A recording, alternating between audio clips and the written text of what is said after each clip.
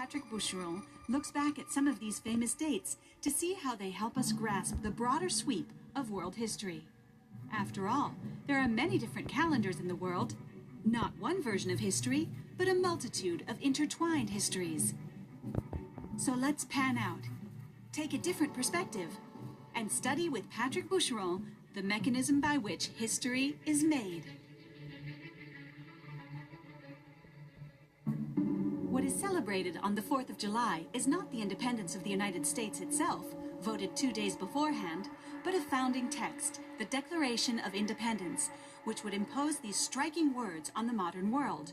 We hold these truths to be self-evident, that all men are created equal, but how to reconcile the universalism of enlightenment and the persistence of an unequal society based on enslavement.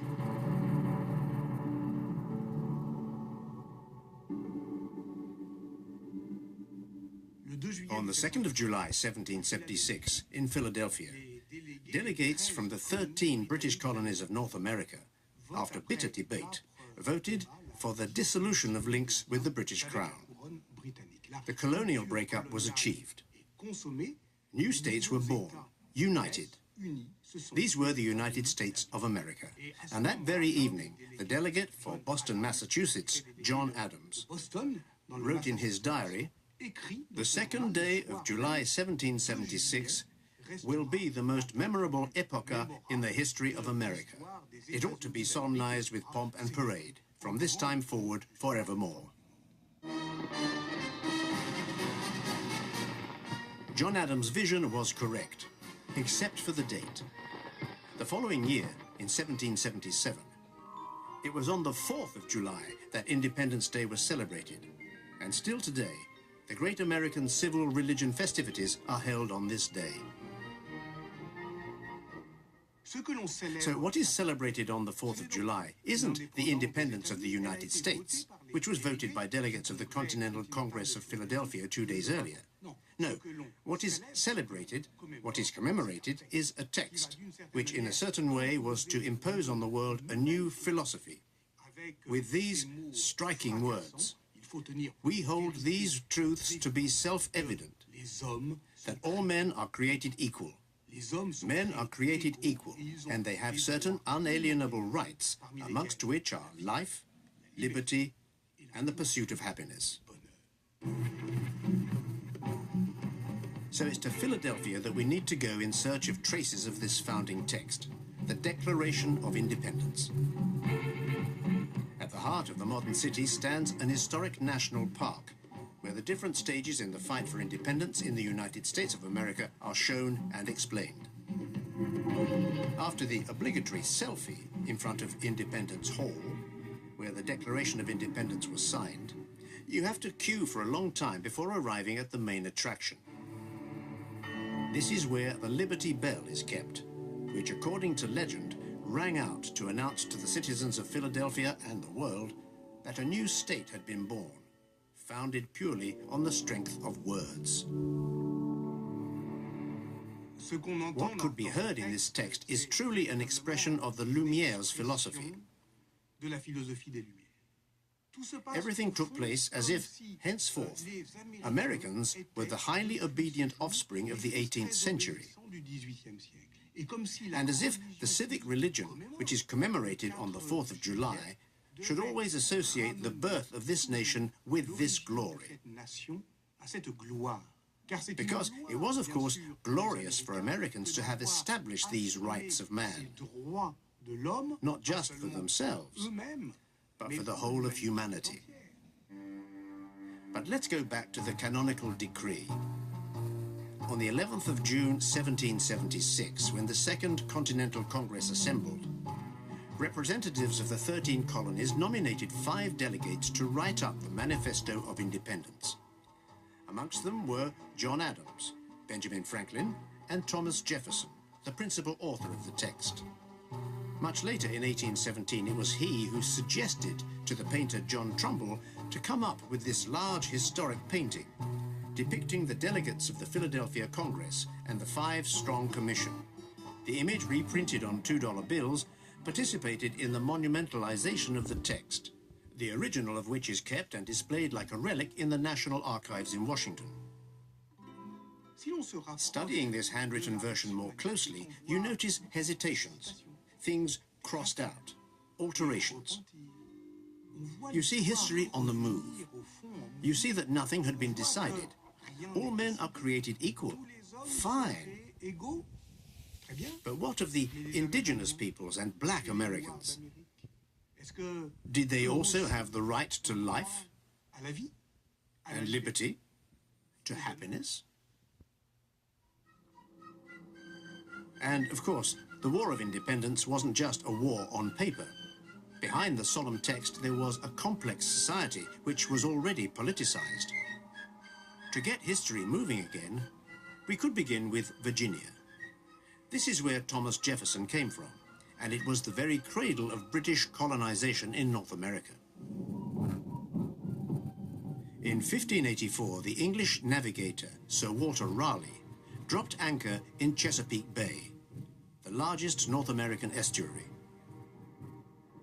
England was the latest arrival in this new world and wanted to make a small place for itself between the Spanish further south and the French, who had started to colonize the Gulf of St. Lawrence. But what Sir Walter Raleigh discovered was not virgin land, because it was estimated that at this date 7 million indigenous people inhabited the vast area spread out between the Great Lakes and Florida. The first permanent colony, founded in 1607, was baptized Jamestown in honor of King James I, who, by royal charter, granted the London Company permission to set up in Virginia. This charter allowed the company to perform as a joint stock company, because in a certain way the colonizers were shareholders in the business of colonization. But it also resulted in an early form of social contract, with a new society being founded based on mutual consent between free and equal men. Finding the climatic conditions and the natural environment close to what they were accustomed to in Europe, 90% of these Britons abroad went into farming. In 1776, they represented slightly less than 3 million inhabitants, distributed over 13 colonies, from Massachusetts in the north to Georgia in the south. This new society, this civil society, displayed some remarkable characteristics from the outset. Its religious diversity. It was effectively the product of the European wars of religion. It was well educated, having direct access to written culture. And it was more or less void of nobility. This basically meant that the American Revolution was spared the necessity of getting rid of the old regime. There was no old regime. The economic and social characteristics of the 13 colonies were nonetheless very diverse. The north was shaped by the colonization of craftsmen and small farmers, often Puritans fleeing persecution in England. These contained the principal cities of the country, New York, Boston, and Philadelphia. The south, by contrast, was dominated by large agricultural domains, growing tobacco initially, then sugar and cotton later. As of 1660, this is where 450,000 slaves worked. This plantation economy was highly dependent upon the English market, while the northern colonies had become autonomous. Economic independence was to herald in political independence. But to better understand the circumstances of the colonial rupture in 1776, we need to concentrate on another date. In 1756, 20 years before the War of American Independence, another conflict broke out, the 7 Years' War between France and England. In Europe, the 7 Years' War was looked on as a European conflict, with France and Austria on one side and Prussia and Britain on the other, each with their respective allies. However, these allies also included colonial empires. So, in reality, what historians demonstrate today is that the 7 Years' War may have been the first World War. because it took place over several theatres of operations simultaneously, and can therefore be considered global. Not only does this mean it was more widespread geographically, but it also changes the timescale, because outside Europe it lasted more than 7 years. In America, it isn't even referred to as the 7 Years' War, but the French and Indian War. It started 2 years before 1756 with clashes involving the French in Canada, then in Ohio. But more particularly, it continued well after 1763 because the capitulation of the French resulted in their abandoning colonial possessions in America. The change in the balance of local alliances when the French left set off the first Indian Wars. Clearly, Britain was the main winner in all this. Britain was victorious, but heavily in debt. It was more or less ruined by the war it had just won. So it was inevitable that the British Crown should turn to the inhabitants of these 13 colonies, which had become so rich and which paid very little in the way of taxes. To mop up the colossal debt of £139 million, Britain decided to impose a series of taxes on the rich American colonies. In 1764, the Sugar Act taxed the importation of molasses. The following year, the Stamp Act imposed charges on all official documents, such as diplomas and legal papers, but also on playing cards and almanacs. This too pushed in the direction of American independence. You might say people were fiscally fed up.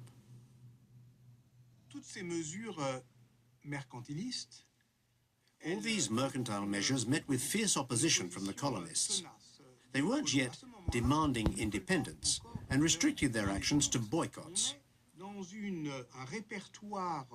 Their resistance was non-violent but powerful, which meant the contestation spread, because anybody could participate in a boycott.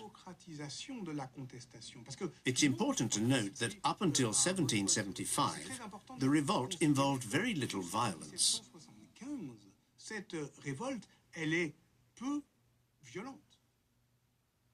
Folks out here, they talk about this huge bear. He'll eat anything in his path. Bikes, tents. Legend says he won't see a phone.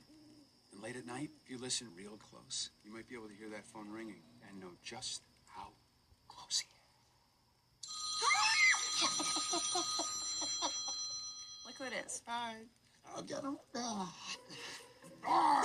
Coverage so good, it's scary. Get reliable nationwide 5G, and internet customers get one mobile line included for a full year with Spectrum. I think I like sports now. No way. The gecko was just spotted down the street. I've always wanted to meet him. Ever since Geico's 24/7 emergency roadside service got us out of a jam. Sounds like you got more than just savings, my dudes. Sir, do we know you? Oh, I'm just a stranger who loves friendly service and American football. Okay. Something to drink? Oh, yes, spot of tea be lovely. And a root beer with lots of ice. You know, you kind of look like someone. Get more than just savings. Get more with Geico. My cousin Daryl. Oh, he does look like Daryl.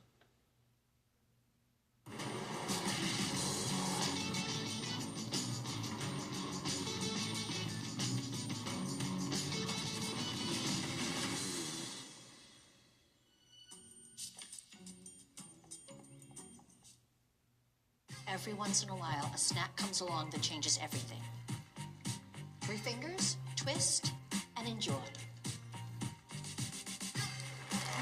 Jif peanut butter and chocolate flavored spread. It's that Jiffing good. This is Judy and Pedro. They just bought their first home and are learning a lot. Thanks to Google, Pedro knows more than he wanted to about gravel. Oh. And Judy wouldn't call herself a plumber, but she dabbles. Wait, how do these things work together? Honey, I did it! So far, if they've learned one thing about home ownership, is that there's a lot to learn. Good thing you can just ask Google.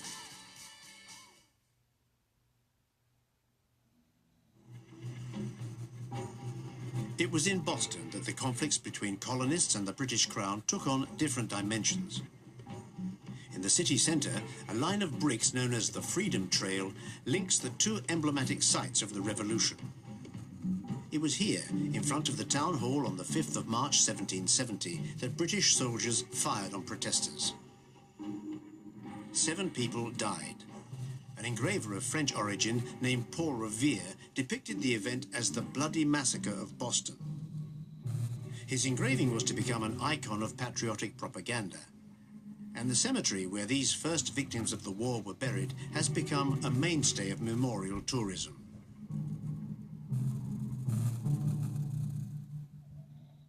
In May 1773, the British Parliament voted in the Tea Act. This new measure of taxation favoured the importation of English tea over that of Dutch contraband, from which many Boston traders made their living. The famous Boston Tea Party took place on the 16th of December, when a few dozen colonists, disguised as Mohawk Indians, climbed on the decks of 3 British ships moored in the harbour and threw the crates of English tea overboard. Ce qui se passe avec le Boston Tea Party.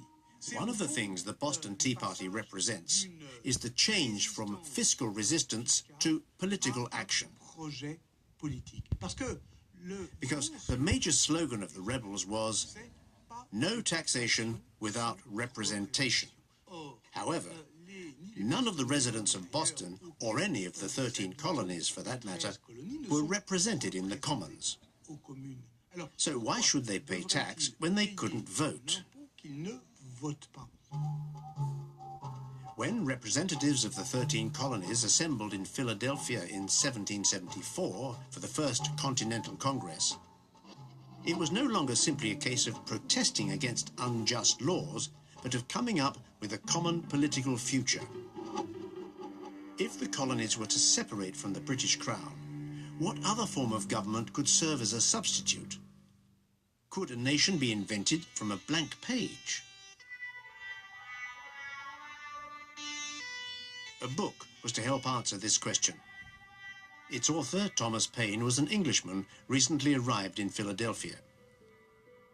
In January 1776, he published Common Sense, which was to become the Bible of the American Revolution. Nathan Pearl Rosenthal is an historian. He works on the history of revolutions in Europe and the Americas. The message of Common Sense is incredibly simple. North America should be independent from Great Britain. Paine presents 3 kinds of arguments, more or less, for that proposition. He argues that the British monarchy is corrupt and illegitimate. He argues that the Bible shows that monarchy is against the will of God. And he argues that America has the wherewithal, has the capacity to be independent. Common Sense mounts an argument against monarchy 13 years before the French Revolution begins, and 17 years before the French Revolution itself comes to the point of opposing monarchy. And the reason Paine is able to take on monarchy in this way is not that he's an innovator, it's that he's very, very old-fashioned. In Britain, in England, there had been an argument against monarchy in general that had been waged about 100 years before Paine comes on the scene. During the English Civil War, that is to say the 1630s and 40s, there is a really powerful polemic against monarchy in the English context. And Paine, in a sense, is the inheritor of that tradition, of that English radical tradition. He's getting the idea from a 17th century author, John Milton, who had drawn on even earlier sources, including some Jewish rabbinic sources, the Talmud and others, who had interpreted the Bible, who had tried to show that God does not want monarchy to exist in the world, or that God only allows monarchy to exist as a punishment for sin. Getting rid of a reigning sovereign was not without precedence in English tradition. In 1688, James II, who was accused of tyranny, was replaced by his cousin William of Orange, who had to accept a Declaration of Rights which limited royal power. This Declaration of Rights was to serve as a model for the Declaration of Independence, but with one sizable difference. Whereas the first guaranteed the rights of Englishmen, the second affirmed those of all humanity. But how could the equality of all men be proclaimed when they were still slaves. Slavery is one of the central dilemmas of the American Revolution. And the people who were involved in the American Revolution knew it themselves. Many of the leading revolutionaries were themselves slaveholders. George Washington, Thomas Jefferson, James Madison, the list goes on. Thomas Paine is a somewhat different case than some of the other leaders of the American Revolution. Unlike many of them, he is strongly anti-slavery from the beginning. In fact, in 1775, just a few months before publishing Common Sense, he writes an article in a Pennsylvania newspaper calling for the immediate abolition of slavery throughout the colonies, an extremely radical position, which finds some sympathizers in Philadelphia, but relatively few anywhere else. So why is it that Paine was able to do this? Why is Paine the one who's able to make this call for immediate abolition of slavery? He's an outsider. He's not a member of the planter class. He's not someone whose family is in business with the planter class. He's a lower class guy who just showed up from England a few months earlier, and he just looks at the scene in front of him and he says, how can you hold slaves? How can you justify this on any legitimate moral grounds? All men are created equal. This declaration of the 4th of July could be taken as a proclamation of the inalienable and universal rights of all men. So, did it mean that slavery was abolished? This was obviously the hope of the black population, which joined the ranks of the rebels. About 5,000 black Americans participated in the American War of Independence. They're obviously heralded today as defenders of the cause. But we also know that others fought in the ranks of the English, because both the English and American sides promised them emancipation. It's estimated that 5,000 slaves fought on the side of the rebels. Some of them have their effigies on postage stamps, like Salem Poor. Another, Barzillai Lou, is honored in a Duke Ellington song.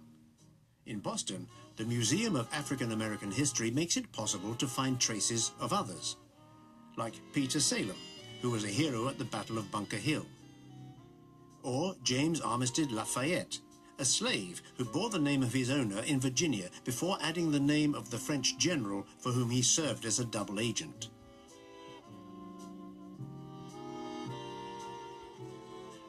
Was the 4th of July the death knell for slavery? Obviously not. Not for everyone. Not straight away. Vermont was one of the states which immediately abolished slavery in its constitution.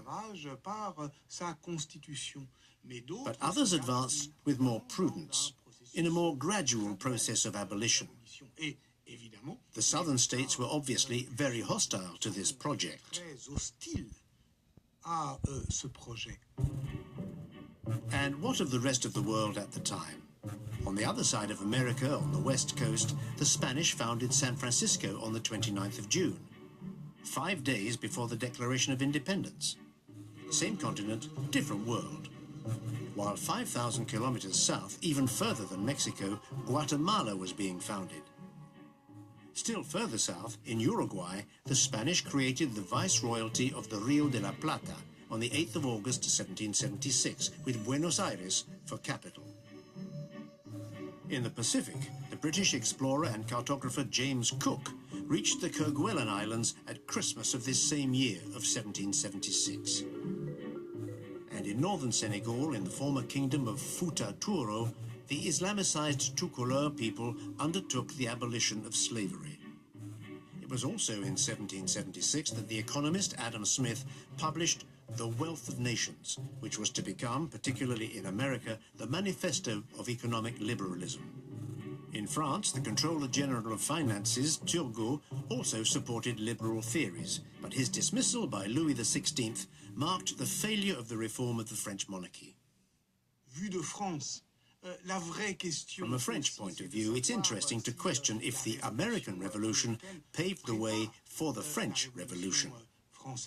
The political philosopher Tocqueville claimed that the French Revolution owed less to what the Americans had done than it did to what the French thought about it, which basically means that what started on the 4th of July was the shockwave of a global movement towards awareness of what independence politics meant.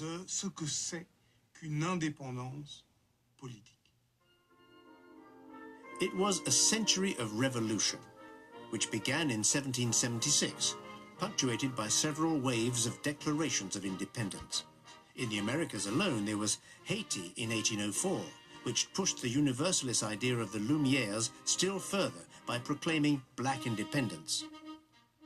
Colombia and Venezuela in 1811, Argentina in 1816, and Chile in 1818.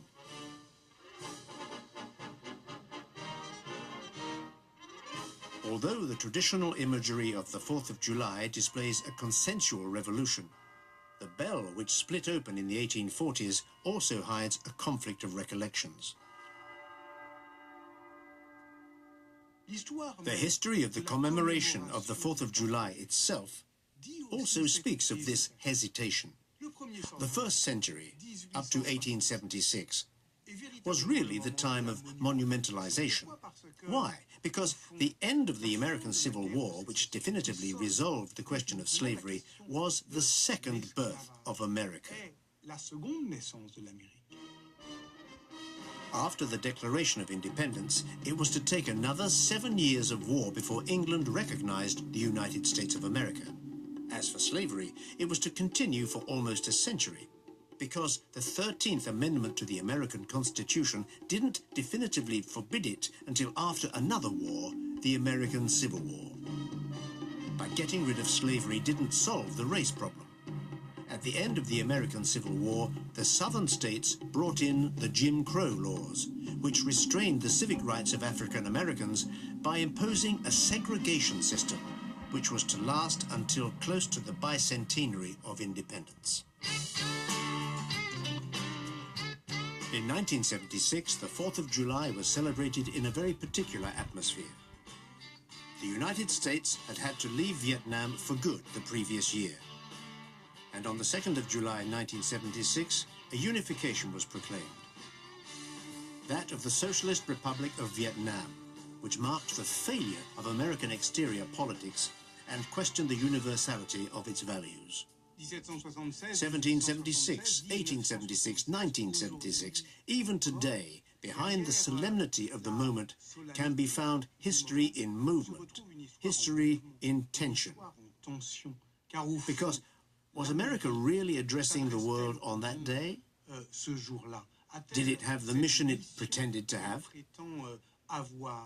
How can this chosen people, so proud to consider itself exceptional, claim to be on a freedom mission for humanity? Is the very idea of political emancipation not itself at odds with the desire to be a model for the world?